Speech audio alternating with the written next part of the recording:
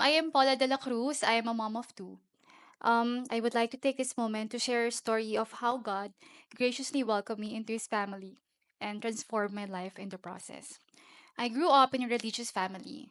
Back then, all I knew was that if you sinned, you just had to pray, go to church, ask God for forgiveness, and follow the Ten Commandments. I can still recall when I was diagnosed with stage 3 thyroid cancer at a very young age. Sorry. While enduring the pain and treatment, I was filled with fear and anxiety about the possibility of dying. My faith was shaken, and I was overwhelmed with questions like, why me? Why did I get sick? It got to a point where I said, Lord, take me. Still, I continued to pray, hoping that maybe I could be saved through my prayers. By God's grace, I was completely healed from my cancer. But soon after, my mom was also diagnosed with stage 3 colon cancer. Once again, I was filled with worries and anxieties and had so many questions for God. In my mind, I asked him, why after I was healed is my mom now afflicted? It was a very dark and difficult time. Yet, I kept praying. And in God's goodness, my mom was also healed. In spite of the answered prayers, the doubts and fear continued to linger and haunt me. After all of these happened, I told myself that I needed to marry a rich man who could provide for us, especially in case my illness returned. Of course, I wanted to live a long life, have children, and ensure that they would be healthy and not inherit my sickness. I felt I needed a good job and a successful business. However, the things I envisioned for my life didn't turn out as I had expected. Yes, I got married to a good man, but he's not the super rich guy I dreamed of. Though my husband is able to provide for me, sorry, baka nanonood siya. Though my husband is able to provide for me and our two kids, married life has not been easy. My relationship with one of my in-laws became severely strained, and I was filled with anger towards her because of how she treated me. Once more, I was filled with fear, worries, and anxiety. In fact, I was even clinically diagnosed with generalized anxiety disorder, along with panic disorder due to post traumatic stress and overthinking.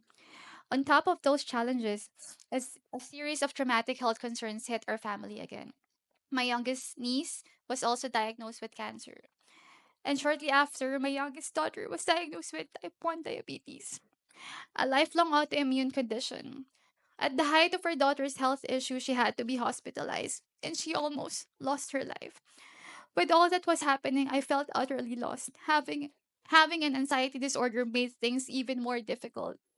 My worries and fears intensified. I often found myself getting extremely angry with my children, my parents, and my husband. My fears overwhelmed me daily, making it easy to forget how to be happy.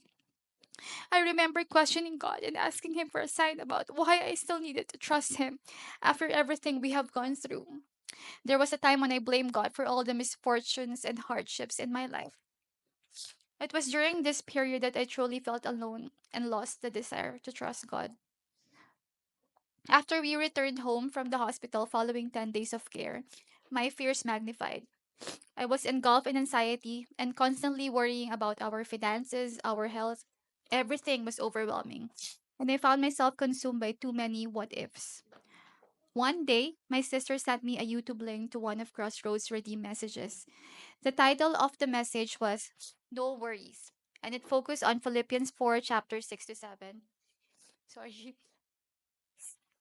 Which says, do not be anxious about anything, but in everything, by prayer and petition with thanksgiving, present your requests to God, and the peace of God, which transcends all understanding, will guard your hearts and your minds in Christ Jesus.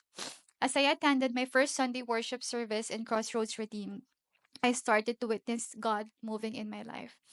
For the first time, I understood that I could have a deep personal relationship with God. When I went home after the service, I felt a sense of peace and the presence of God. I realized I could actually experience supernatural joy from God that had been enveloped by fear. From then, every time I felt an imminent anxiety attack, I'd pray and talk to God and surrender my worries to Him. Amazingly, I'd experience immediate relief and I'd be reminded that God is in control. I believe with my whole heart that Christ did the most selfless act that anyone could ever do, and that was to sacrifice his life on the cross for the undeserving and the unworthy, including me. I now understand the depth of Jesus' sacrifice and his gift of salvation, that he came not to condemn but to seek and save the lost, and that his unconditional love is bigger than any sin I commit. Now my role is to trust him completely and let him lead my life. By God's grace, my fears and anxieties have gradually diminished. My relationship with one of my in laws has improved, and I am now waiting for a job offer from my previous company. As I reflect on my journey, God used my challenges and questions to draw me to a personal relationship with Him and to bring me to this spiritual community. Now, my youngest daughter is now living a normal life despite all the injections and finger pokes, and she's very happy and thriving. I now know that everything I have is because of Christ, and all the blessings are ultimately from Him. I am no longer running away from the overwhelming power of, and love that God has for me. By being baptized, I acknowledge that my old self and old ways have died, and that I will live the new life that Christ has given me through His grace.